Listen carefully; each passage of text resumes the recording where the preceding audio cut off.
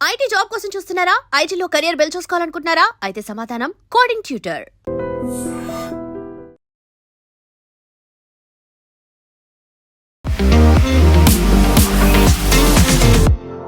నమస్తే, నేను Kavitha. Welcome to I dream news and నిజాలు.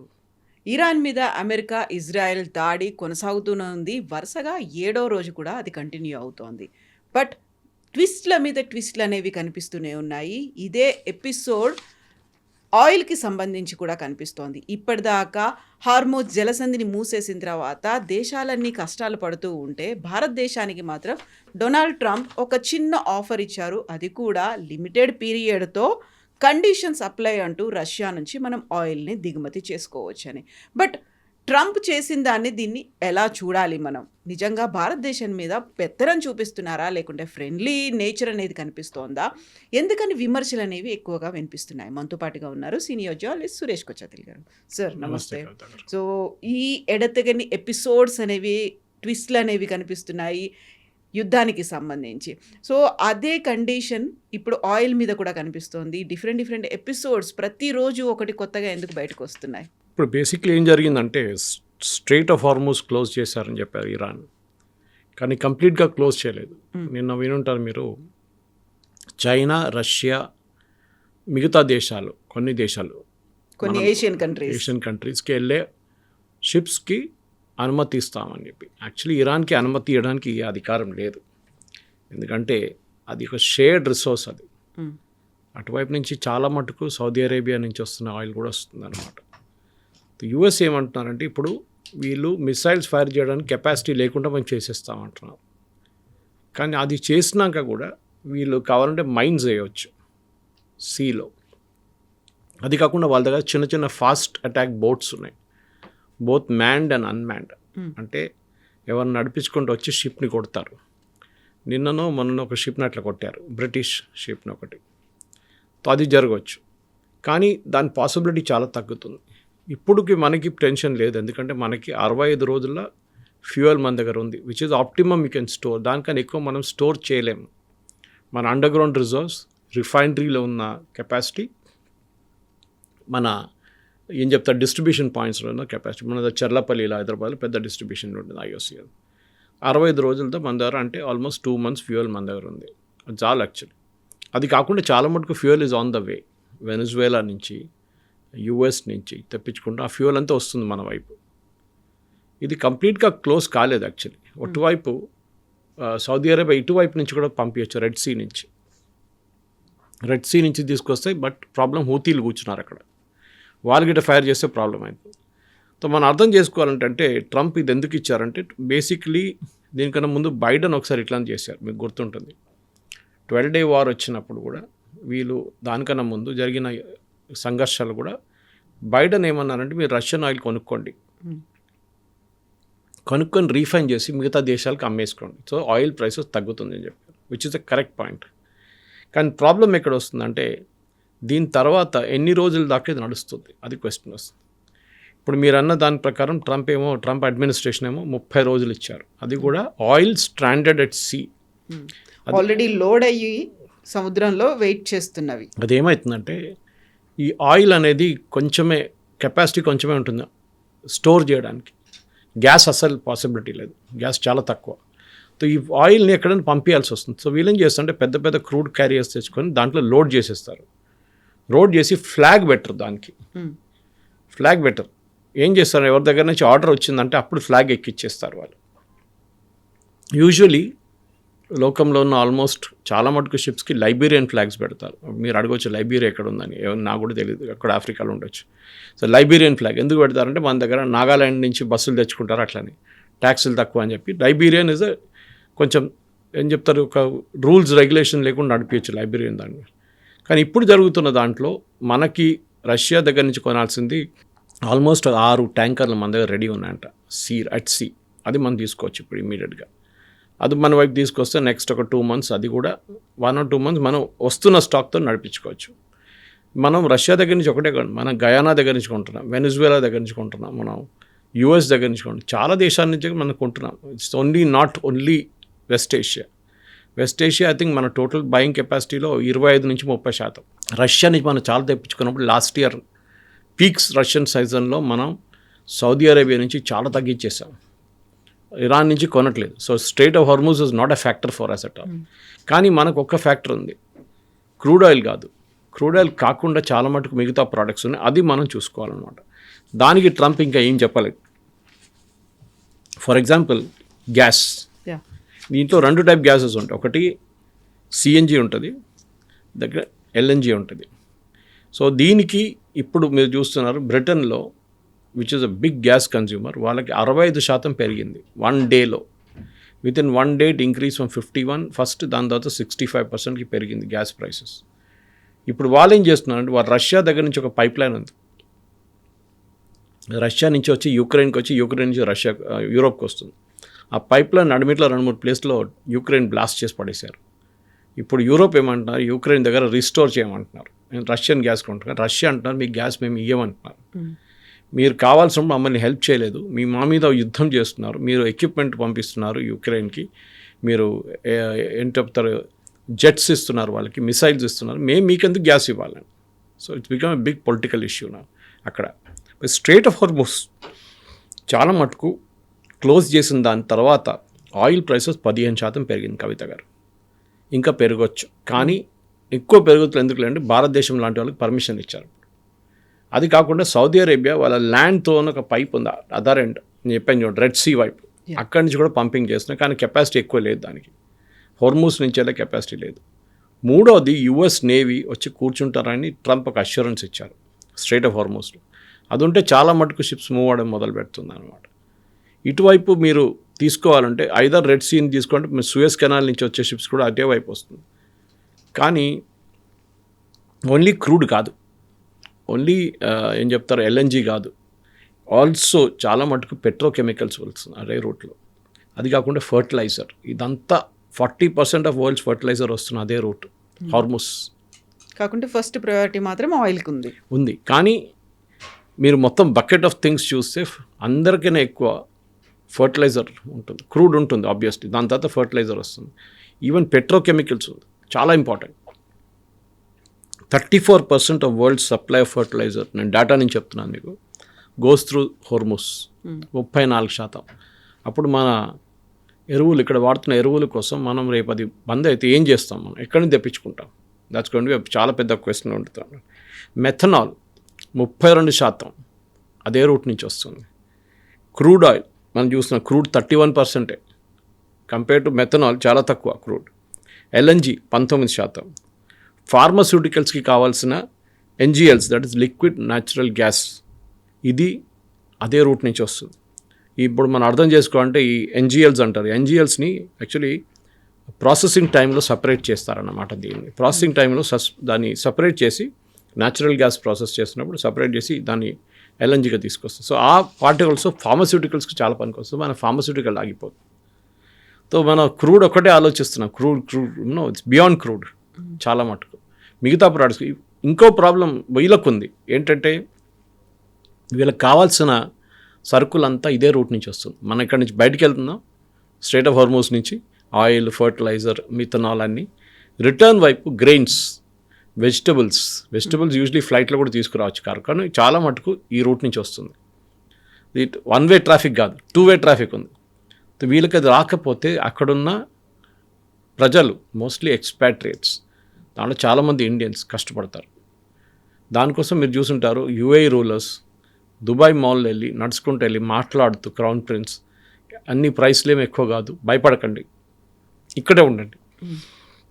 ప్రాబ్లం ఎక్కడ వస్తుందండి కవిత గారు, నెక్స్ట్ 15 డేస్లో ఈద్ రాబోతుంది, ఈద్ ఎండ్ అవుతుంది, రంజాన్ ఈద్ ఎండ్ అవుతుంది. అప్పుడు కన్జంప్షన్ పెరుగుతుంది. వీళ్ళు ఆ టైంకి తెచ్చుకోలేకపోతే then it becomes a big issue. ఒక లిమిటెడ్ ఎక్స్టెంట్ కార్గో అవుతుందో తెచ్చుకోవచ్చు, కానీ there's a limit to it. Ships నుంచే తెచ్చుకోవాల్సింది major. So Saudi Arabia will get impacted, UAE will get impacted. Bahrain చిన్న కంట్రీ, ఎక్కువ ప్రాబ్లం ఉండదు. సో పెద్ద country, even Iran for that matter, Iran కూడా ఇంపాక్ట్ అయిపోతుంది. ఇప్పుడు ఏం చేయబోతున్నారు, ఎందుకంటే ఇప్పుడున్న పరిస్థితుల్లో మనం చూస్తున్నాం అమెరికా స్ట్రాటజీ ఏంటి అని డిస్కస్ చేస్తున్నాం మనం. ఫస్ట్ అమెరికా స్ట్రాటజీ ఇరాన్ దగ్గర ఉన్న ఆయుధాలని మొత్తం ధ్వంసం చేయడం, దట్ ఇన్క్లూడ్స్ డ్రోన్స్, మిసైల్స్. డ్రోన్స్ని ఆపలేరు ఎక్కువ. వాళ్ళు ఎక్కడి నుంచైనా లాంచ్ చేసుకోవచ్చు. ఒక రోడ్డు మీద తీసుకెళ్ళి అక్కడి నుంచి లాంచ్ చేసుకోవచ్చు మీరు. కానీ మిసైల్ లాంచెస్ కావాల్సి వస్తుంది. నేను ఎక్స్ప్లెయిన్ చేశాను మీకు. ట్రక్ లాగా ఉంటుంది, దాంట్లో ఒక యాంగిల్లో తీసుకొస్తారు. ఐదర్ 45 degrees 90 degrees తీసి ఫైర్ చేస్తారు. ది లాంచెస్ మీద కాన్సన్ట్రేట్ చేస్తున్నారు. లాస్ట్ 24 గంటల్లో వాళ్ళ అంచనా ప్రకారం 500 లాంచెస్ మీద వీరు యాక్ట్ చేశారంటున్నారు. దాంట్లో ఎంత అంశమైందో తెలియదు. 500 ఇది మొత్తం కొట్టేస్తే లాంచెస్ని మిసైల్స్ వెళ్ళదు. అప్పుడప్పుడు చిన్న ఒకటో రెండు వెళ్ళచ్చు. మీరు చూసుంటారు, నిన్న అజర్బైజాన్ మీద అటాక్ చేశారు. Of all the places Azerbaijan. Actually అజర్బైజాన్లో ఒక ఎంక్లేవ్ మీద కొట్టారు వాళ్ళు. అజర్బైజాన్లో చాలా రోజుల నుంచి ఒక గొడవ నడుస్తుంది, మీకు తెలిసి ఉంటుంది. ఆర్మేనియా అండ్ అజర్బైజాన్ నకోనో ఖారబాగ్ అని చెప్పేసి ఒక ఏరియా కోసం పోరాడుతున్నారు వాళ్ళు. ట్రంప్ చెప్పారు అన్నమాట, ఆ ఇద్దరు యుద్ధాన్ని ఆపాను అనేది. ఆ యుద్ధం కన్నా అది ఇంకా కాలేదు, నడుస్తుంది అది ఇంకా. అంటే అంత ఫుల్ ఫ్లెడ్జ్ కాకుండా, కానీ అక్కడ వచ్చి కొట్టారు ఇప్పుడు.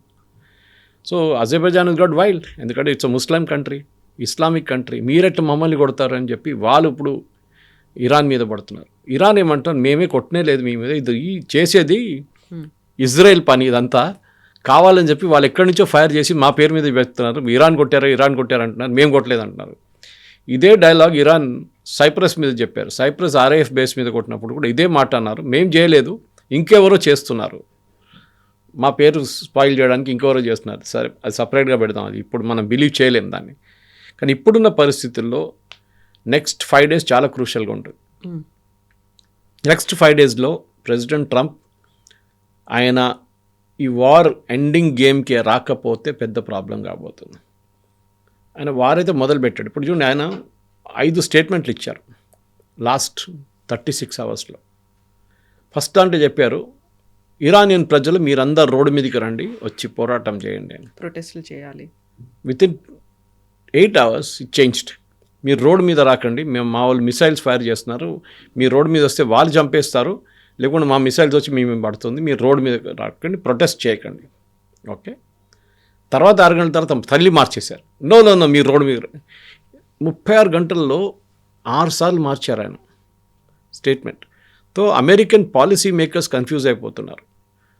ఆర్మీ వాళ్ళు, ఆన్ ద ఫీల్డ్లో ఉన్న ఆర్మ్ ఫోర్సెస్ వాళ్ళు, సెంట్కామ్ వాళ్ళు కన్ఫ్యూజ్ అయిపోతున్నారు. ప్రెసిడెంట్ ఇక్కడ అంటారు, మాది ఇంకో 3 అంటారు, ఇంకో 3 అంటారు. ఇది స్టేబుల్ పాలసీ కాదు. సో ట్రంప్కి ఇప్పుడు ప్రాబ్లం ఏమొచ్చిందంటే కవిత గారు, దట్ ఎండ్ గేమ్ ఎక్కడ వస్తుందని అర్థం కావట్లేదు. ఇది ఎట్లా ఎండ్ చేయాలనేది. సపోజ్ ఇది ఇంకొక 2-3 వారాలు నడుచుకుంటే వీళ్ళు రెజ్యూమ్ చేంజ్ అయితే కావట్లేదు. ట్రంప్ ఏమన్నారు ఇవాళ పొద్దున, అక్కడ కొత్త లీడర్ని ఎవరు ఎన్నుకుంటారో ఆయన నేను డిసైడ్ చేస్తానంట. అది ఎట్లా అవుతుందండి?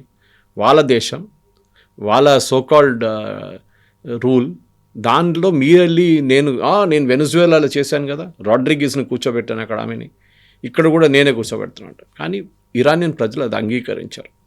అక్కడ ఈవెన్ వ్యతిరేకంగా ఉన్న వాళ్ళు కూడా, ఖమేనీ వ్యతిరేకించిన వాళ్ళు కూడా ఇది అగ్రీ చేయరు. హౌ కెన్ US ప్రెసిడెంట్ మా వాళ్ళని ఎట్లా సెలెక్ట్ చేస్తారు? దీనికి ఒక బ్యాక్ స్టోరీ ఒకటి ఉంది. 1953లో అప్పుడున్న ఒక డెమోక్రట్లీ ఎలెక్టెడ్ ప్రైమ్ మినిస్టర్ని, హెడ్ ఆఫ్ స్టేట్ని ఒక కూలో లిటరలీ కూ చేశారు. US MI6 కోసం, బ్రిటిష్ ఇంటెలిజెన్స్ కోసం చేసిన పని. మొహమ్మద్ బెజావ్ అని చెప్పి ఒక ప్రధానమంత్రి ఉండే, ఇరానియన్ ప్రైమ్ మినిస్టర్.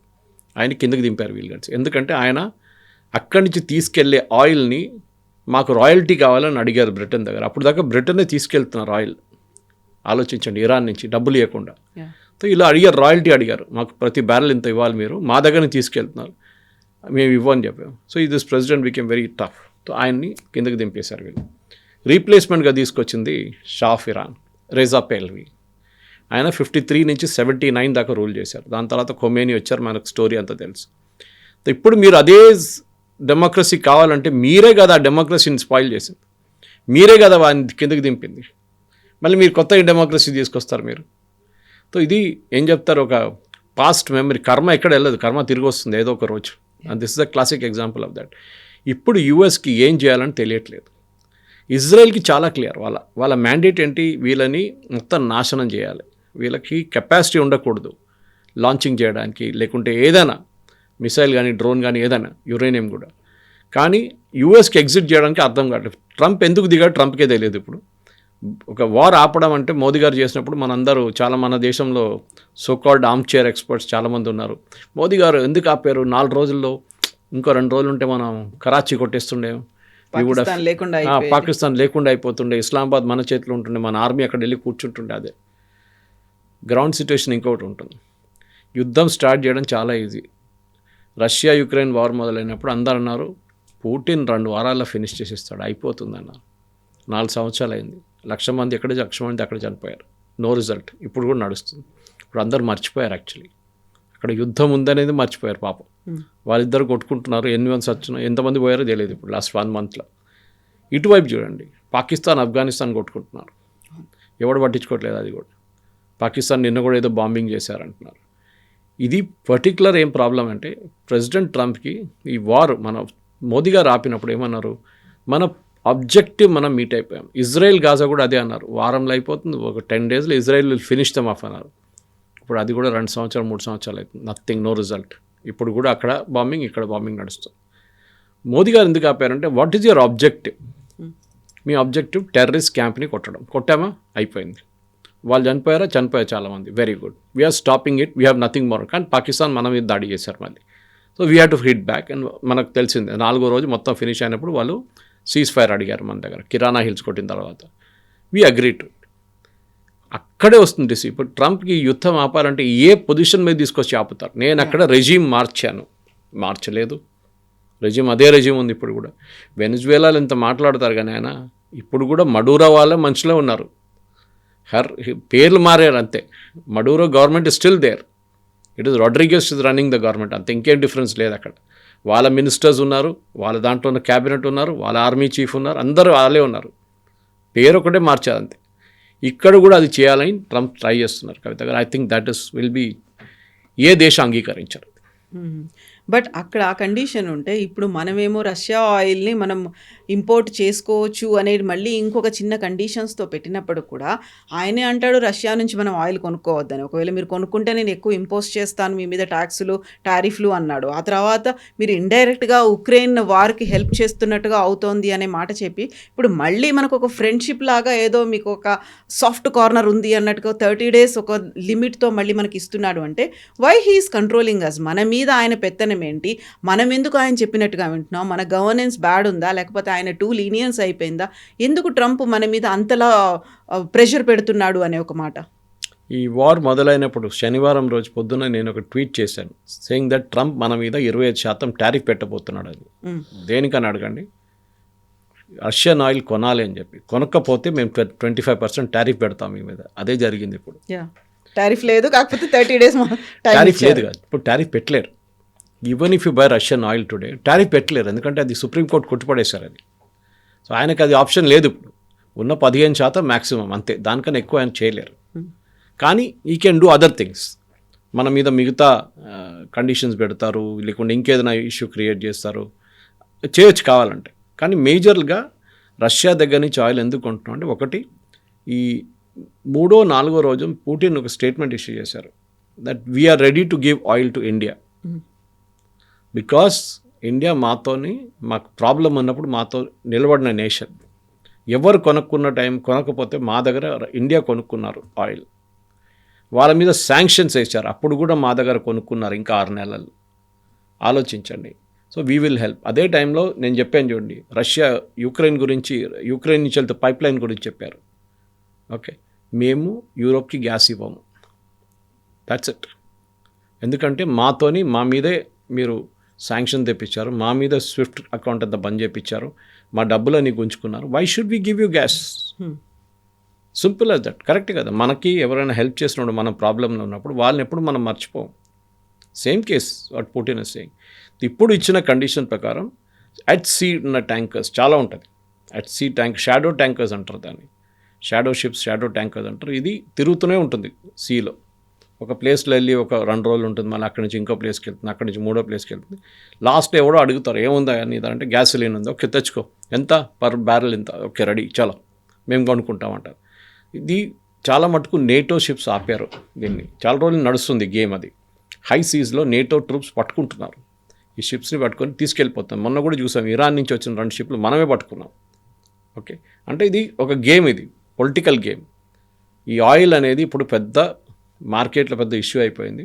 కానీ మన దగ్గర మన ప్రేక్షకులు నేనేం చెప్పాలనుకుంటా, మీరు ప్యానిక్ కాక్కర్లేదు.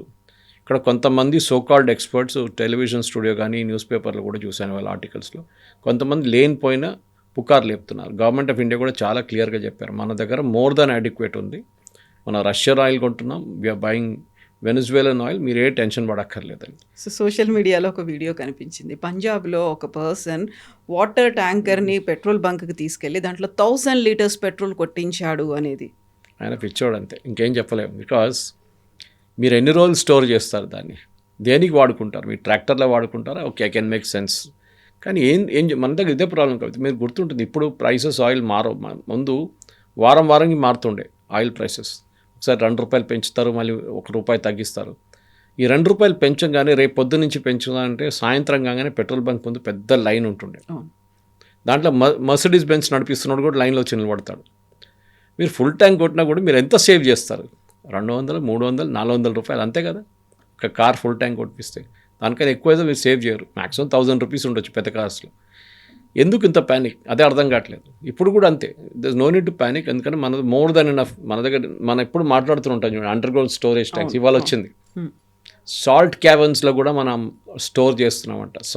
సాల్ట్ తీసిన క్యావెన్స్ ఉంటుంది, దాంట్లో కూడా మనం యూఆర్ స్టోరింగ్ పెట్రోలియం ప్రోడక్ట్స్. కానీ ఇప్పుడు జరుగుతుంది ఎందుకంటే ప్రాబ్లం మెయిన్గా ఈజ్ విత్ ఖతార్ దగ్గర ఉన్న ఈ గ్యాస్ మనం తీయలేకపోతున్నాం బయటికి. అది మనం Petronet already force major class వేసారు నిన్న. అంటే మీరు కండిషన్స్ ఇప్పుడు ఇట్లా ఉంది, మేము కూడా ఏం చేయలేము, మేము కూడా తీసుకోలేకపోతున్నాం మీ దగ్గర నుంచి, మీరు కూడా ఆపేశారు ప్రొడక్షన్ అని చెప్పి. ఆయిల్ స్టోర్ చేసుకోవచ్చు, గ్యాస్ స్టోర్ చేసుకోలేము. So it's gonna be a problem. మన ఇండస్ట్రీస్కి ప్రాబ్లం వస్తుంది. కానీ మనం యూరోప్ లాగా మనం ఎక్కువ గ్యాస్ హీటింగ్ అంతా వాడడం మనం. So that is a great advantage మనకి. కానీ గ్యాస్ ప్రైసెస్ 51% నిన్న పెరిగింది బ్రిటన్లో ఒక రోజులో.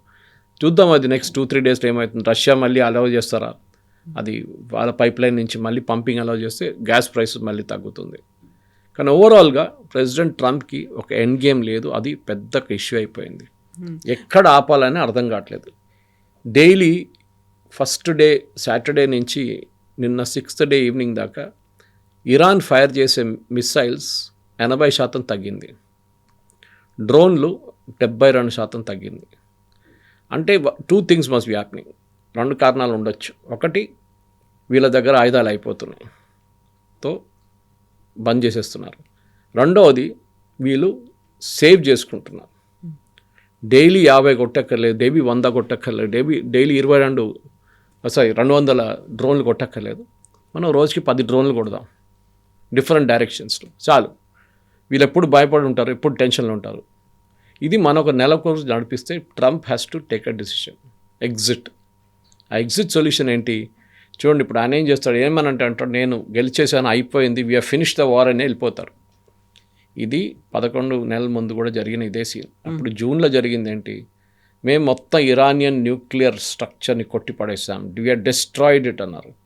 మళ్ళీ 6 నెలల తర్వాత యురేనియం ప్రాసెస్ చేస్తున్నా అంట. ఎట్లా జరిగిందండి అది? Where did get the centrifuge from? Centrifuge open మార్కెట్లో దొరకదు మీకు, చాలా రెస్ట్రిక్టెడ్ ప్రోడక్ట్. యూఎస్ దాని మీద ఫుల్ నిఘా పెట్టున్నారు, వాళ్ళ సిఐ కానీ మిగతా వాళ్ళు చెక్ చేస్తున్నారు, వీళ్ళు ఏమైనా ఇంపోర్ట్ చేస్తారు. మళ్ళీ వీళ్ళ స్ట్రక్చర్ ఎట్లా డిస్ట్రాయ్ అయిందంటున్నారు, చేయలేదు, జరగలేదు, స్మాల్ డ్యామేజ్ జరుగుంటుంది అక్కడెక్కడ. ఇప్పుడు ట్రంప్కి ఇష్యూ ఏంటంటే, నా మనిషి అక్కడ కావాలి, Iranian president should be my man. It will not happen, జరగదు అది, 100% ఇట్ విల్ నాట్ హ్యాపెన్. దానికి ఇప్పుడు ఈగో ఇష్యూ రాబోతుంది. ఆల్రెడీ మీరు చూస్తున్నారు, పుష్ బ్యాక్ జరుగుతుంది. బ్రిటన్ హెల్ప్ చేయట్లేదు, ఫ్రాన్స్ హెల్ప్ చేయట్లేదు, ఒక షిప్ ఏదో పంపించారు అంతే.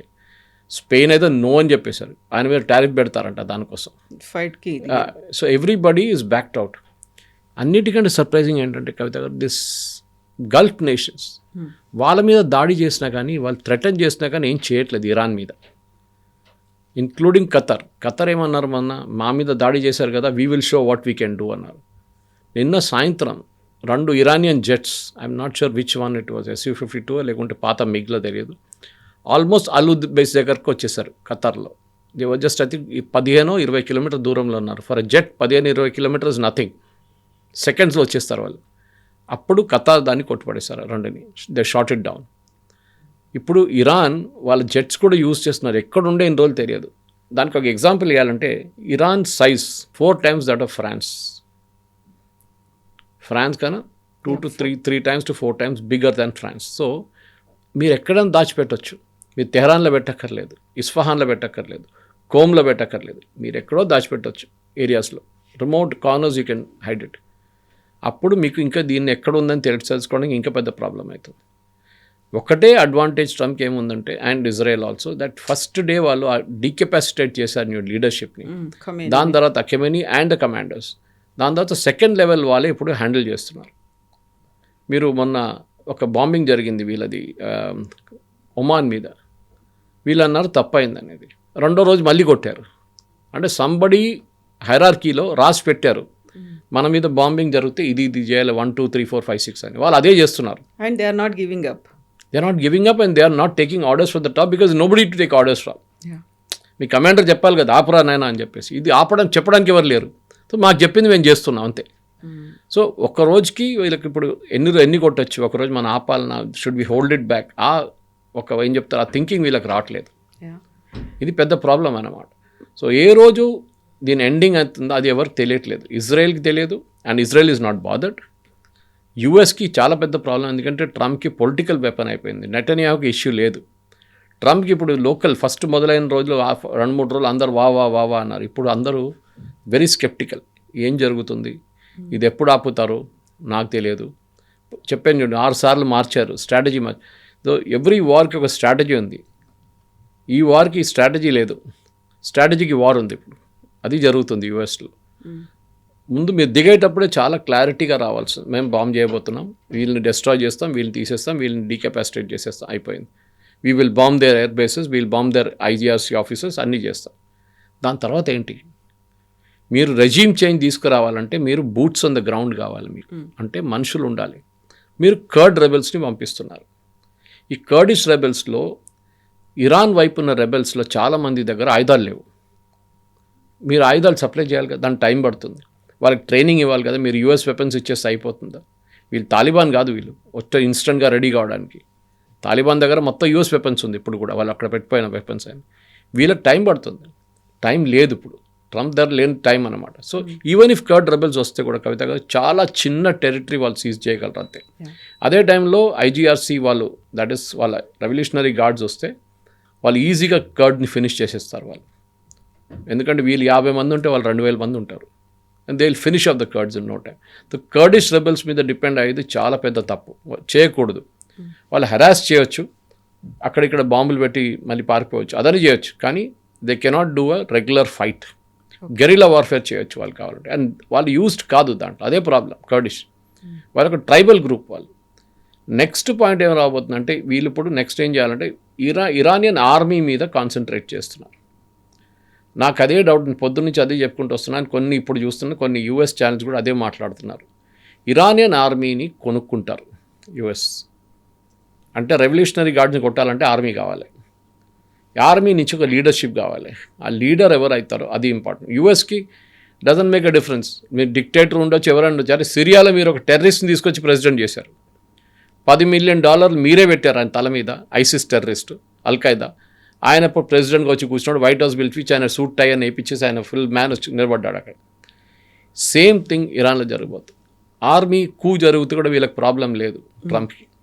కానీ ముల్లాలు ఉండకూడదు, మిగతా రెవల్యూషనరీ గార్డ్ ఉండకూడదు. బహుశా ఇదే జరుగుతుంది అనుకుంటాను నా అంచనా ప్రకారం. నెక్స్ట్ 10 daysలో జరగకపోతే Trump will have a major issue. Kavitha గారు, సో ఈ ఇష్యూస్ ఉన్నప్పుడు కూడా మనకు ఒక ఆఫర్ ఇచ్చారు. Are we welcoming it? ఆ ఆఫర్ని మనం స్వీకరిస్తున్నామా? ఆయిల్ ఎస్ ఆల్రెడీ డిసైడ్ చేసేసాం. బట్ ఎందుకని మనం ఆ ప్రతిదాన్ని ట్రంప్ ఏం చెప్పినా దాన్ని యాక్సెప్ట్ ట్రంప్ చేస్తూ చెప్పక్కర్లేదు కవిత గారు. మనం గుర్తుపెట్టుకోండి, దీని 3వ రోజు మనం ఆల్రెడీ ప్రెసిడెంట్ పుటిన్కి రిక్వెస్ట్ పెట్టేసాం మనం. ఇప్పుడు ట్రంప్ తో సంబంధం లేదు. ట్రంప్ ట్రంప్ ఎందుకు ఇంటర్వ్యూన్ అవుతున్నాడు ప్రతి దాంట్లో? ఎందుకంటే మీరు India the second largest consumer ఆయిల్ది.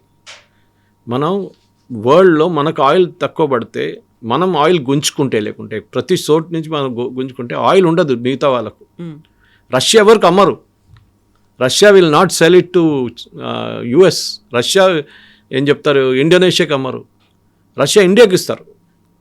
Because we are ఒక పేమెంట్ మెకానిజం మనం వర్కౌట్ చేసుకున్నాం దీనికన్నా ముందు. రష్యా మన మీద ఒక ట్రస్ట్ ఉంది వాళ్ళకి. మిగతా దేశాలకి ఇవ్వరు వాళ్ళు ఆయిల్. గ్యాస్ అదే కదా నిరాకరించారు. గ్యాస్ చెప్పారు వాళ్ళు యూరోప్కి, we will not give you gas. మమ్మల్ని హెల్ప్ చేయలేదు మేము, ఇండియా హెల్ప్ చేశారు. వాళ్ళు సఫర్ చేశారు, దానికి 20% ఎక్స్ట్రా పెట్టారు Trump. So we will give. Trump ఏంటంటే రష్యా ఆఫర్ చేసే ముందు ట్రంప్ చెప్దా అనుకున్నారు కానీ కాలేదు. పుటిన్ ఫస్టే ఆఫర్ చేసేసారు. Now he has to say oh I'm giving you an extension. దీని తర్వాత చూడండి కవిత గారు, ఈ వార్ ఆగకపోతే నెల తర్వాత మళ్ళీ ఎక్స్టెండ్ చేస్తారు, అది కాకపోతే మళ్ళీ ఎక్స్టెండ్ చేస్తారు. ఎందుకంటే ఈ ఆయిల్ ఫీల్డ్స్ ఒకసారి క్లోజ్ చేసినప్పుడు మీరు మళ్ళీ అదే క్వాంటిటీ ఆయిల్ బయటికి రాదు. సపోజ్ మీరు 100 వేలు క్లోజ్ చేసేసారు, డ్రిల్లింగ్ బంద్ చేశారనుకోండి, to get back that oil మీకు రాదు, చాలా డిఫికల్ట్ ఉంటుంది. ఈవెన్ గ్యాస్ మీ ప్రొడక్టివిటీ తగ్గిపోతుంది. ఎంటైర్ వెస్ట్ ఏషియా క్రైసిస్లో వచ్చేస్తుంది. ఎందుకంటే వాళ్ళ ఆధారపడే వాళ్ళ దగ్గర ఉన్న డబ్బులు ఇది. ఈ ఆయిల్ రాకపోతే దే ఆర్ ఫినిష్డ్. అక్కడున్న ఎక్స్పాట్రియేట్ చేంజ్ చేస్తారు, రియల్ ఎస్టేట్ సెక్టర్లో పనిచేస్తారు, చాలామంది ఆయిల్ సెక్టర్లో పనిచేస్తారు. వీళ్ళ ఉద్యోగం పోతుంది, వీళ్ళందరూ తిరిగి రావాల్సి వస్తుంది.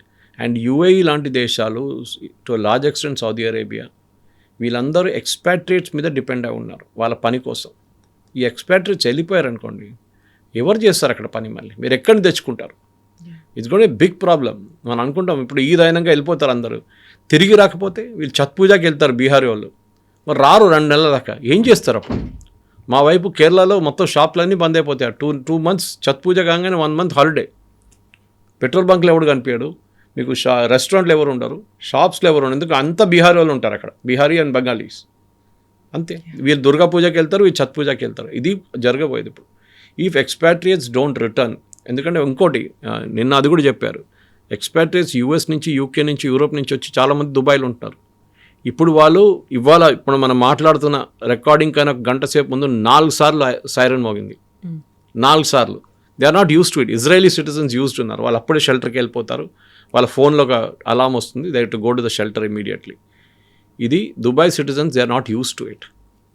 వాళ్ళు ఏంటంటే ఒక లగ్జూరియస్ లైఫ్ లీడ్ చేస్తున్నారు, సడన్గా ఉన్నారు బిందాస్ అండ్ లగ్జూరియస్ లైఫ్. అండ్ మిమ్మల్ని వెళ్ళి షెల్టర్లో కూర్చోమంటే మీరు ఏంటి, అక్కడ అందరు వస్తున్నారు, పబ్లిక్ వస్తున్నారు, మేము ఎట్లా కూర్చుంటాం అక్కడ? మా పెద్ద ఇల్లు ఉండే. Sorry, this is the real world, welcome to the real world. మీరు యుద్ధం అంటే ఇది, యుద్ధం ఏదో రొమాన్స్ కాదు. And you have to suffer, that's only other go. And God forbid జరగకూడదు, కానీ ఇది 15-20 రోజులు ఎక్స్టెండ్ అయితే ట్రంప్ ఉద్యోగం పోతుంది, అదొకటి. Trump will lose his mid term elections. కానీ ఇక్కడ అన్నిటికంటే పెద్ద ప్రాబ్లం గల్ఫ్ స్టేట్స్కి రాబోయే ఇష్యూ.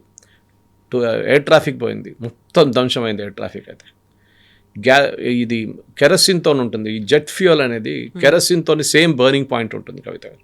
దాన్ని ప్రాసెస్ చేసి పెట్టుకోలేము మనం, ఇట్స్ వెరీ హైలీ ఇన్ఫ్లేమబుల్.